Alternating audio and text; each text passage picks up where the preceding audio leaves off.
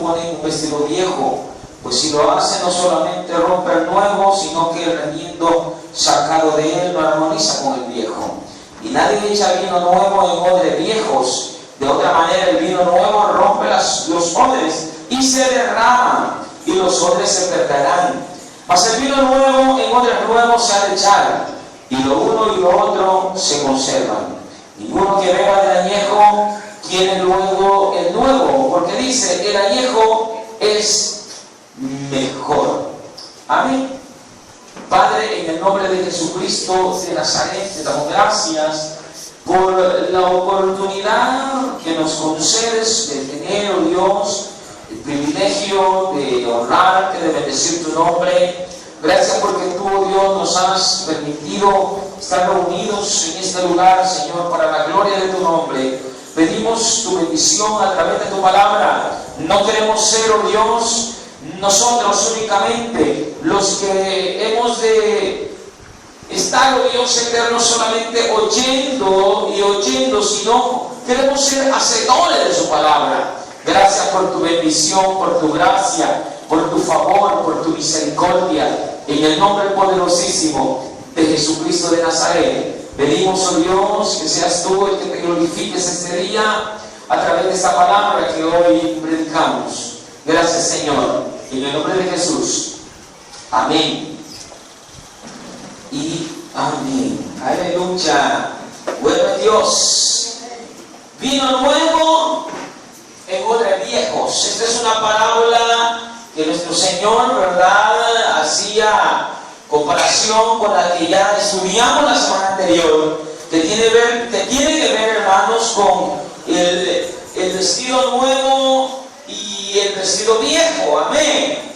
Hoy hablaremos de odres y hablaremos de vino. Alaba su nombre. Y básicamente, hermanos, el Señor estaba hablando de esa tremenda transición, ¿verdad?, que había entre el antiguo pacto y el nuevo pacto. Pero esta enseñanza trae para nosotros, hermanos, principios esenciales, principios de vida cristiana, amén, los cuales debemos nosotros tomar en consideración, porque déjeme decirle que el propósito de Dios para nuestras vidas es enorme, hermanos, es enorme. Desde el momento de Jesús comenzó a hablar la palabra del Señor sobre esta tierra, ¿verdad? Comenzó a hablar de ese evangelio, de esa buena nueva de salvación. Déjeme decirle que había un propósito y era traer la bendición de Dios, amén. Traer el fluir de Dios para la vida de la iglesia. El apóstol Pablo se para, ¿verdad?, en medio de las multitudes, cuando aquella gente estaba siendo llena del Espíritu Santo, y hace mención de la profecía de Joel. Ya Joel había mencionado de la bendición de Dios para esta tierra, amén. De la bendición, hermanos, del derramamiento del Espíritu Santo, del fluir de la presencia de Dios, del fluir de la gracia de Dios en la vida de los que creyeran, amén. Pero a través de esta enseñanza hemos de hacernos algunas preguntas necesarias. Alguna de ellas puede ser: ¿cuál es ese cambio que hace tiempos tenemos que hacer en nuestras vidas y posiblemente lo seguimos postergando? Es probable que sea algún hábito, alguna adicción, algún cambio de manera de reaccionar ante las circunstancias, ¿verdad? Algún proyecto que se debe de abandonar, o alguno que debemos iniciar, amén. Alguna disciplina de fe que nosotros hemos asumido como correcta, pero de repente a la luz de las Escrituras nos damos cuenta que no es correcta. Y básicamente esta parábola nos está hablando, hermanos, de ese hecho, de la necesidad de traer un cambio a la vida cristiana. Cuando usted y yo nos convertimos al Evangelio, lo primero que se vislumbra en el horizonte es un cambio de actitud en nosotros. Amén. Pero el caminar cristiano, de repente, hermanos, lo volvemos muy simplista, lo volvemos muy aislado de la palabra de Dios, y hay cosas, hermanos, que nos resistimos a cambiar. Aleluya. Dígale a su hermano que está a la al cambio. Jesús, hermanos, habló mucho acerca de esto. Y en muchas de sus enseñanzas, Él dejaba muy claro la necesidad de no estarse resistiendo, hermanos, a lo que Dios quiere hacer en la vida de cada uno de nosotros. Amén. No hay mejor día para tomar la decisión de hacer cambios que este que tenemos hoy. Gloria a Dios. Reitero, no sé cuál es el cambio que cada uno de nosotros debemos hacer en nuestras vidas. Y lo hemos estado resistiendo a hacerlo, pero es necesario hacerlo. Amén. No es posible que nuestra vida cristiana la vivamos, hermanos, año tras año, día tras día, y que aquellas cosas que nos impiden poder gozar del beneficio pleno de nuestro Dios, no estemos dispuestos a cambiarlas. Amén. Porque Dios, hermanos, tiene una plenitud para nosotros. Dios, hermanos, ya dijimos, no solamente quiere tener la salvación, o no solo quiere traer la salvación para nuestras vidas. Hay una plenitud de Dios para la vida cristiana. Pero para ello es necesario tener la disposición correcta en el corazón y de tener los cambios correctos en nuestras vidas. Amén. Y mire, cuando nos resistimos a los cambios es cuando endurecemos nuestros corazones. Y ahí vamos caminando en el camino del Señor y Dios nos ha dado la salvación, pero esa dureza de corazón nos impide poder gozar de todo el bien de Dios, hermanos. Porque esto se trata de eso, gozar de todo el bien de Dios. Dios tiene un vino nuevo para nosotros, amén. Dios tiene un vino nuevo para nosotros, pero Él no va a dar su vino nuevo en odres viejos, alaba su nombre. Él no dará vino nuevo en odres viejos. Los discípulos de los fariseos, en esta ocasión, ¿verdad?, por el mismo cuestionamiento que en todo momento hacían con Jesús, representaban, hermanos, esos odres viejos. Cómo era ese judaísmo, ¿verdad?, representado en la vida de los fariseos y enseñado a sus discípulos. Cómo ellos, hermanos, querían mantener, ¿verdad?, querían mantener la estructura de sus vidas sin cambiar y gozar del vino nuevo y gozar de lo nuevo de Dios. Dios no va a dar de su vino nuevo si no hay un cambio en nosotros, hermanos. Aquella gente no lo pudo gozar. Los religiosos de la época no pudieron tener la experiencia del vino nuevo. No pudieron tener la experiencia de un nuevo pacto. Amén. Fíjense de que una de las cosas en las cuales me he estado metiendo un poco y he estado leyendo a la luz de las Escrituras es, hermanos, acerca de nuestras herencias. Amén. Y déjame decirle que dentro de lo que Dios tiene preparado para nosotros como herencia, no está solo la vida eterna. Dice la palabra que al que venciere, el Señor le dará que herede todas las cosas. Alaba su nombre, todas las cosas. Y quizás nos tomaría mucho tiempo poder profundizar en ese aspecto de la herencia, ¿verdad?, de Dios para nosotros. Pero sí podemos decir que Dios quiere cosas maravillosas para sus hijos. Aleluya.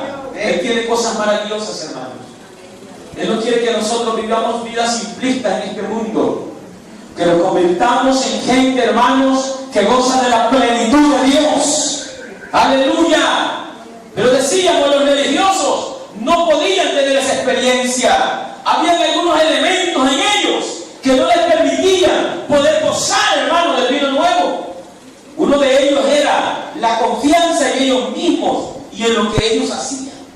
Ellos confiaban mucho en su propio cumplimiento en lugar de confiar en la gracia de Dios. Alaba su nombre. Confiaban en sus habilidades, en sus recursos, en lo que ellos poseían o tenían. La palabra de Dios dice ahí en el Evangelio de Lucas 18:9, a unos que confiaban en sí mismos como justos y menospreciaban a otros. Digo también esa palabra, oiga por favor. Había gente que confiaba en sí mismos como justos, creían que eran muy justos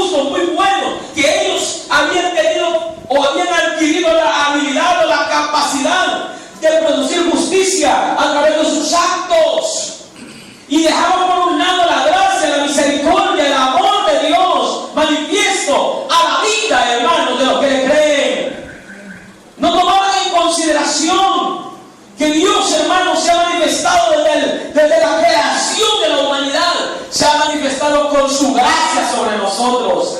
Allá vimos en el huerto experimentar la gracia, cuando los primeros hombres pecaron, ellos quisieron cubrir sus ropas, pero no tenían la capacidad plena de cubrir su vergüenza, dice la palabra del Señor. Entonces, hermanos, ¿qué hizo el Señor? Manifestó su gracia haciendo un sacrificio y proveyéndole vestimenta de vestido de pieles para que ellos pudieran cubrir sus vergüenzas. Entonces, cuando el hombre confía en su propia prudencia, en sus propias habilidades, en sus propios recursos, cuando llegamos a creer, hermanos, que lo sabemos todo, aleluya, y que somos lo mejor, cuando sabemos que el mejor es Cristo, amén, y es su gracia la que nos ha alcanzado y nos va haciendo mejores cada día, alaba su nombre. Pero aquellos fariseos, ellos, bueno, se paraban, ¿verdad? Y decían, gracias a Dios que yo no soy como este pecador, decían. Amén. Ellos no se consideraban pecadores. Aleluya. Le dijo Jesús a aquella gente, ¿verdad?, que necesitaban ser libres. Necesitaban ser libres, le dijo Jesús. Y ellos, hermanos, la respuesta fue: nosotros somos hijos de Abraham y no somos esclavos. ¿Y cómo nos vienes a decir que necesitamos ser libres? No entendían. Aleluya, no entendían. También aquellos religiosos no podían gozar del vino nuevo de Dios, porque eran hombres que perseguían sus propios fines. Lo único que les interesaba era sumar adeptos para su propio movimiento, pero no les interesaba el reino de Dios.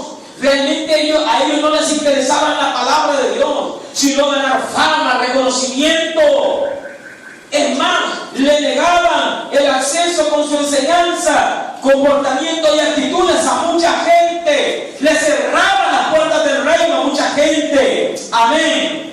Jesús les dijo: ay de vosotros, escribas y fariseos hipócritas, porque recorréis mar y tierra para ser un prosélito, y una vez hecho, le hacéis 2 veces más hijos del infierno que vosotros.